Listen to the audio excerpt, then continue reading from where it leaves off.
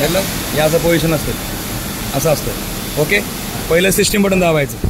System दाबला त्या parameter येईल, पॅरामीटर दाबायचं. पॅरामीटर नंतर राईट ॲरो की जोपर्यंत PMC मेंटेनन्स येत नाही तोपर्यंत दाबत राहायचं. PMC maintenance दाबायचं. ओके, त्यात ह्या टूल कमांड पोझिशन R म्हणजे किती नंबर टूल पोझिशन आहे ते ह्याच्यात कळतं आहे. त्यासाठी OPRT दाबायचं, हे दाबायचं. ह्याच्यात झूमचं बटन आहे, झूम दाबायचं. झूममध्ये आता टूल नंबर 10 D1400मध्ये 10 नंबर टूल पोझिशनला आहे. आता ही 10 नंबर टूल पोझिशन इन्कोडरची व्हॅल्यू काय ते चेक करण्याची परत लिस्टमध्ये जायचं. लिस्टमध्ये जाऊन